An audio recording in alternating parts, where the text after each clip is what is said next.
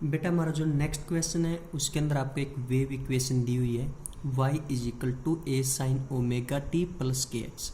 आपको बेटा dimension find out करनी है ए की, ओमेगा की, के की। बेटा y stand for displacement, t stand for time, x stand for distance. बेटा देखो वेव इक्वेशन आपकी ए sine omega T plus K x. ये बेटा आपका एंगल, ये क्या आपका एंगल, एंगल क्या होता है बेटा डायमेंशन लेस होता है। एंगल क्या होता है आपका डायमेंशन लेस होता है। ऑलरेडी हम स्टडी कर चुके हैं बेटा इसको। इसका मतलब समझो साइन 90 माइनस 60, जैसे sine 90 minus 60, sine 60 minus 30, angle क्या बेटा आपका डायमेंशन लेस है। तो इसका मतलब इसकी डायमेंशन भी क्या बेटा डायमेंशन लेस, यानी dimension of omega T is equal to M की पावर 0, एल की पावर 0, टी की पावर 0। ओमेगा की बेटा हमें पता नहीं है, T stand for time, time के लिए आ गया आपका T is equal to M की पावर 0, एल की पावर 0, टी की पावर 0। यहाँ से ओमेगा की वैल्यू आ गई बेटा टी की पावर -1, यानी कि एम की पावर 0, एल की पावर 0, टी की पावर -1। देखो बेटे आगे dimension of K X is equal to M की पावर 0, एल की पावर 0, टी की पावर 0। के की बेटा हमें पता नहीं है, एक्स स्टैंड फॉर बेटा डिस्टेंस, डिस्टेंस की क्या होती है एल। तो के की वैल्यू क्या आ गई बेटा यहाँ से आपकी एल की power -1, means K is equal to M की पावर 0, एल की पावर -1, टी की पावर 0। बेटा देखो बेटा यहाँ से dimension of A same as dimension of Y. देखो बेटा dimension of A same as dimension of Y. Dimension of A क्या होगी बेटा आपका Y stand for displacement, displacement की क्या होती है लेंथ, यानी कि एल। बेटा डायमेंशन ऑफ, देखो बेटा हमारा नेक्स्ट टॉपिक है एप्लीकेशन ऑफ डायमेंशनल एनालिसिस। इसका जो फर्स्ट पॉइंट है बेटा हमारा वो है checking the correctness of an equation. हम इक्वेशन को चेक करेंगे बेटा वो आपकी ठीक है या नहीं है। For a correct equation dimension of each term on left hand side is equal to dimension of each term on right hand side. बेटा जो लेफ्ट हैंड साइड की टर्म है उसकी डायमेंशन सेम होनी चाहिए बेटा राइट हैंड साइड की term की डायमेंशन की। दोबारा से समझो, एप्लीकेशन ऑफ डायमेंशनल एनालिसिस। यहाँ पर बेटा हम इक्वेशन की जो डायमेंशन है उसकी एनालिसिस करेंगे। जो हमारा फर्स्ट पॉइंट है checking the correctness of an equation, equation की करेक्टनेस को हम चेक करेंगे। Means for a correct equation dimension of each term on left hand side is equal to dimension of each term on right hand side. Left hand side की जो equation है बेटा उसकी प्रत्येक टर्म की डायमेंशन सेम होनी चाहिए right hand side की जो इक्वेशन की टर्म है उसकी डायमेंशन के। बेटा इसको एक एग्जांपल की सहायता से समझते हैं बेटा हम। देखो check the correctness of equation s is equal to U T plus 1/2 AT square. ये बेटा आपकी लेफ्ट हैंड साइड की टर्म है और ये आपकी राइट हैंड साइड की एक टर्म और एक टर्म आपकी राइट हैंड साइड की ये है।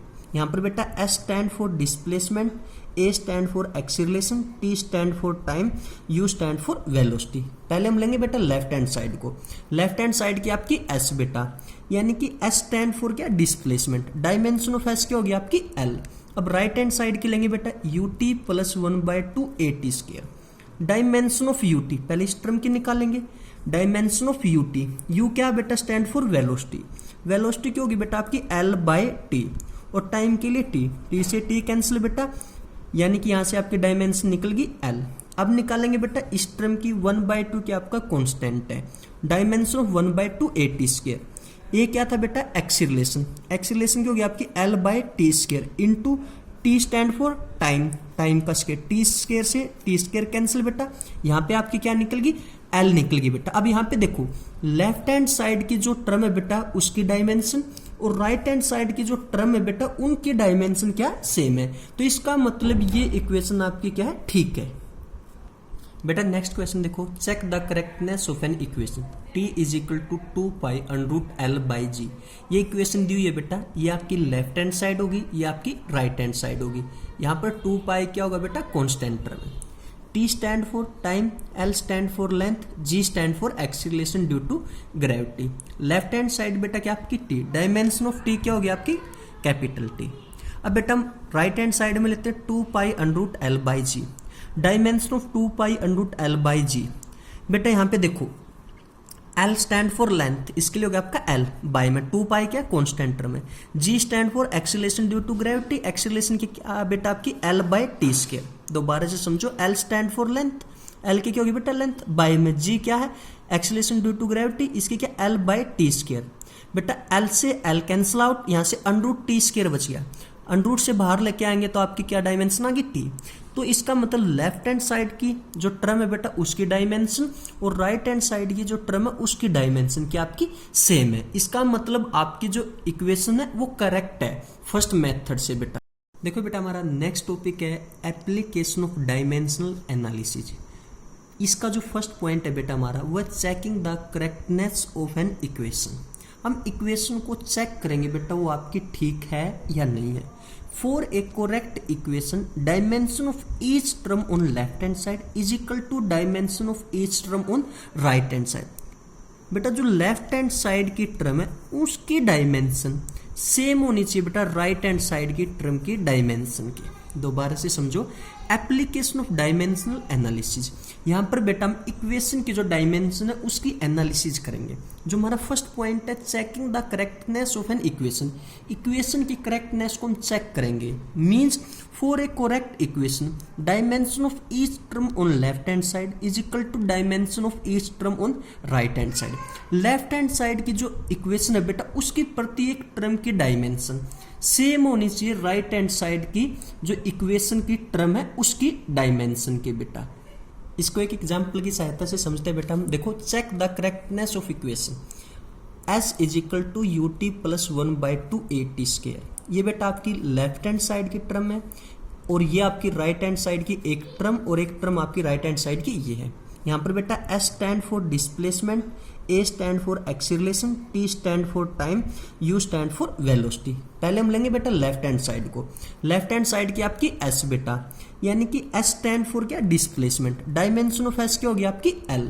अब राइट हैंड साइड की लेंगे बेटा ut plus 1/2 a t square. Dimension of ut पहले इस टर्म की निकालेंगे, डायमेंशन ऑफ ut, u क्या बेटा स्टैंड फॉर वेलोसिटी, वेलोसिटी क्या होगी बेटा आपकी l/t और टाइम के लिए t से t कैंसिल बेटा, यानी कि यहां से आपकी डायमेंशन निकल गई l।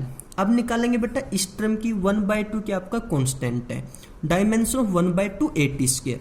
ये क्या था बेटा एक्सीलरेशन, एक्सीलरेशन की होगी आपकी l/t square into t stand for time, time का स्क्वायर, t स्क्वायर से t स्क्वायर कैंसिल बेटा, यहाँ पे आपकी क्या निकल गई l निकल गई बेटा। अब यहाँ पे देखो लेफ्ट हैंड साइड की जो टर्म है बेटा उसकी डायमेंशन और राइट हैंड साइड की जो टर्म है बेटा उनकी डायमेंशन क्या सेम है।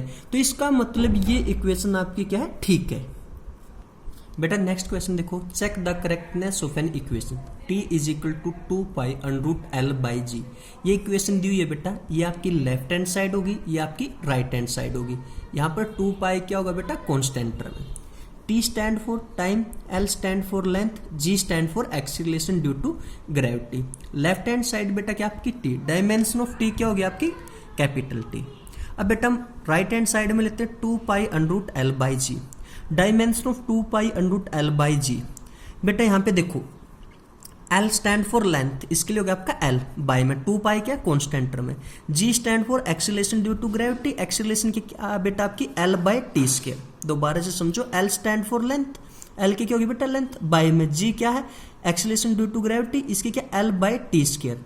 बेटा L से L कैंसिल आउट, यहाँ से √t स्क्वायर बच गया, अंडरूट से बाहर लेके आएंगे तो आपकी क्या डायमेंशन आ गई t।